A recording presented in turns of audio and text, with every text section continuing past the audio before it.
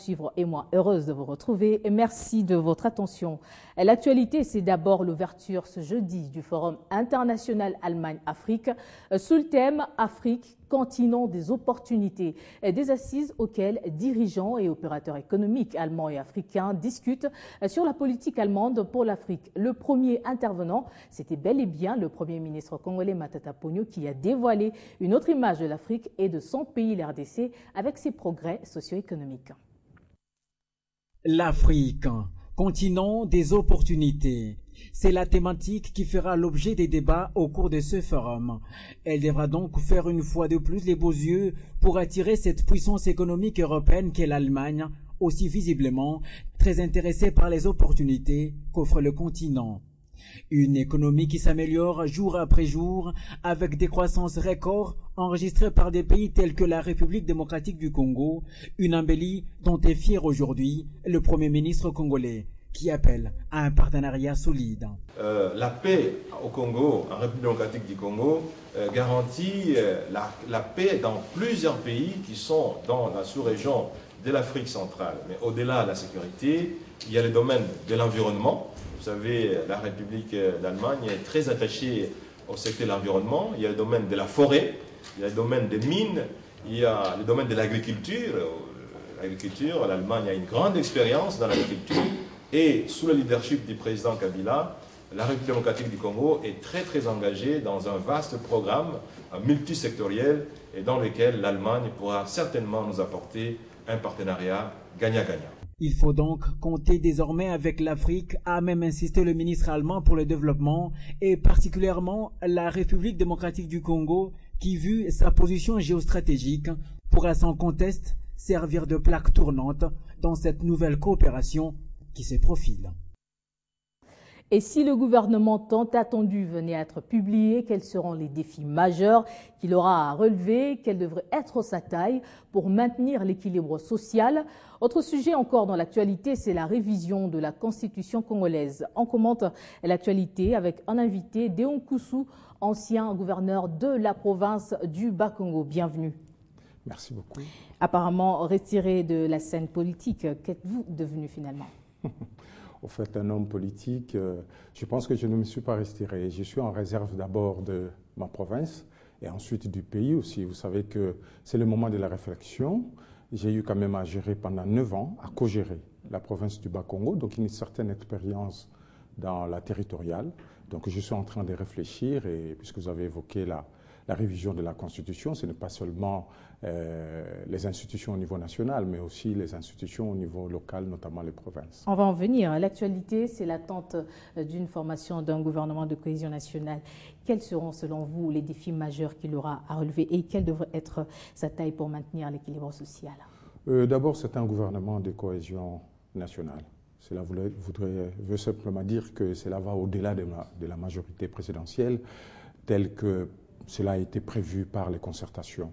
Donc, étant entendu qu'on va y faire entrer l'opposition, il faudra aller au-delà des 40 ministres. Je crois que, si ma mémoire est bonne, en juillet 2004, on avait eu un gouvernement d'une 60aine de ministres. Cela, pour un pays aussi vaste que le nôtre, aussi grand, je pense qu'on peut se permettre un gouvernement de 50 à 52 personnes, étant entendu qu'il y a des ministères. Vous prenez par exemple jeunesse et sport, culture et art. Oui. Quand vous mettez ça ensemble, vous ne pouvez pas avoir de bons résultats parce que très souvent, quand on a déjà donné pour les sports, le Premier ministre et son ministre du budget peuvent penser qu'ils ont déjà donné aussi pour la culture et les arts. Or, pour un pays aussi culturellement riche, il faut scinder cela en deux. Il y a aussi, par exemple, le ministère de la décentralisation, puisque je suis de la territoriale, je viens de le dire, il faut absolument un ministre proprement dit, un ministère proprement dit chargé de la décentralisation parce que c'est le défi majeur en ce qui concerne la gestion locale dans notre pays. Quelle évaluation faites-vous par rapport au gouvernement Matata? A-t-il été en mesure des attentes de la population? Je crois que le Premier ministre Matata, ce qui est sûr, c'est que c'est un homme compétent qui joue de la confiance du président de la République et il a été à la taille. Parce que n'oubliez pas, quand on parle du budget de notre pays, c'est que le pays est sous-financé avec le peu de moyens qu'il a eu, avec le moyen conséquent qu'il a eu, il a pu faire les travails, et tout le gouvernement d'ailleurs a pu faire le travail qu'il faut. Mais je pense que maintenant, il est temps qu'on puisse prendre les virages sociaux. C'est pourquoi, quand tout à l'heure, vous me posiez la question sur la taille du gouvernement, une vice-primature chargée des questions sociaux de base, je crois, pour revenir à la formule du premier quinquennat du président de la République, ce serait quand même une bonne chose, ou un ministère auprès du président de la République chargé des promesses du chef de l'État et des actions sociales. Je crois que ce serait une bonne chose. Et pour parler de la révision constitutionnelle, c'est aussi la dernière question. Vous ne vous êtes jamais prononcé à ce sujet. Quelle est votre position? Est-ce que la révision, elle paraît opportune selon vous? Je crois qu'après... notre constitution date de 2006. Nous sommes en 2014 et nous allons lentement mais sûrement vers les prochaines échéances nationales. Donc il faut absolument, je pense, il faut faire un bilan. Et ces bilans-là nécessitent forcément la révision de la Constitution. Il ne faut pas se focaliser sur l'article 220. D'ailleurs, je pense que pour ceux qui veulent toucher l'article 220, il serait de bonne politique que le dialogue qu'on nous annonce, que tout le monde est en train de prôner actuellement, ait lieu. Parce qu'il faudra avoir une démocratie des compromis. Il ne faut pas écarter les autres. Est-ce que, madame, vous savez qu'aux États-Unis, à un certain moment de leur histoire, celui qui est arrivé deuxième à la présidentielle était d'office vice-président de la République? On peut imaginer ça au Congo? Pourquoi on ne donnerait pas, par exemple, le Conseil économique et social à celui qui échoue à la présidentielle? Donc, qu'on le veuille ou pas, d'une manière ou d'une autre, cette constitution, on doit la révisiter. Pour moi qui suis de la territoriale, et madame, le temps est cher, je vais terminer par là, je pense quand même que nous avons les institutions provinciales qui ne conviennent pas. Il faut que demain, on puisse les changer. Ce n'est pas normal qu'il y ait des gens élus qui sont députés provinciaux, et quand ils sont au gouvernement, quand à la tête de province, il y a des gens qui viennent de l'extérieur. D'ailleurs, cela explique les désordres que vous avez à l'Équateur actuellement. Parce qu'il y a certains personnalités de l'Équateur qui pensent qu'à partir de Kinshasa, et à tout moment, ils peuvent devenir gouverneurs ou vice-gouverneurs. Donc si on arrive à garder une seule institution en province, on ferait œuvre utile et que l'État soit représenté dans la province par un préfet selon le modèle français ou un autre représentant de l'État, parce que nous l'avons eu en 1960, on l'a appelé commissaire d'État. Merci Déon Koussou d'avoir répondu à notre invitation. Je rappelle que vous êtes ancien gouverneur de la province du Bas-Congo. C'est moi qui vous remercie, madame. Parlons justice dans ce journal. Sachez que plusieurs greffiers des différents cours et tribunaux militaires de la République démocratique du Congo bénéficient d'une formation. Elle porte sur la rédaction des procès-verbaux au cours des audiences en justice militaire sur toute l'étendue du pays. Suivez. Cette session de formation qui va débuter aujourd'hui est débutée aux nouveaux stagiaires appelés à acquérir des fondamentaux pour l'exercice du difficile métier de greffier. Ce n'est pas un commandement, mais un discours d'ouverture de la 4e session de formation, baptisée Session de formation d'Elfaniembo Yabouzilou, du nom de son initiateur. Ici, 50 greffiers prennent part à cette session de formation axée sur le renforcement de capacités. Tous sont venus des cours et tribunaux militaires de la République. Le gouvernement congolais attend d'eux des fonctionnaires bien outillés et capables de rédiger sans erreur toutes sortes de procès-verbaux dans n'importe quelle audience militaire, peu importe l'essor, c'est là en toute conscience vu le rôle que jouent les gardiens dans des audiences. 20 jours, c'est le temps que devra prendre cette formation qui, rappelons-le, permettra aux gardiens des audiences une connaissance approfondie, ce grâce aux efforts fournis par la Haute Cour militaire. À noter que ceci a été rendu possible grâce à un financement et l'assistance technique de la MONUSCO et de l'Organisation internationale de migration. Révision constitutionnelle, on en parle. Au Katanga, la majorité des organisations de la jeunesse se disent pas contre pour cette révision, bien qu'elles ne se sont pas encore prononcées. C'est le cas des jeunes leaders des mouvements des jeunes issus du Forum provincial de la jeunesse et ceux issus de l'Union des jeunes katangais qui ont levé la voix pour fustiger le comportement d'un groupe de jeunes se déclarant au nom de l'ensemble de la jeunesse katangaise être contre la révision constitutionnelle alors que celui-ci n'a encore émis son opinion. Nul n'a le droit d'hypothéquer ou de prendre en otage la destinée de toute la jeunesse du Katanga pour des intérêts égoïstes et partisans à la solde de certains opérateurs politiques aigris et à mal de positionnement. Voilà donc l'essentiel du message des jeunes du Katanga, ici représentés par leurs leaders regroupés au sein du Forum provincial de la jeunesse qui appellent leurs camarades à une bonne prise de conscience car aucune déclaration n'a jusque-là été faite en rapport avec la révision constitutionnelle.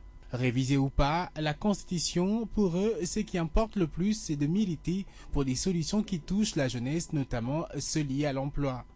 Une idée partagée par l'ensemble des associations des jeunes, y compris ceux de l'Union des jeunes katangais. À ce jour, la référence à ce sujet est inopportune, étant donné que le président de la République, chef de l'État, Joseph Kabila Kabange, est en plein exercice de son mandat constitutionnel.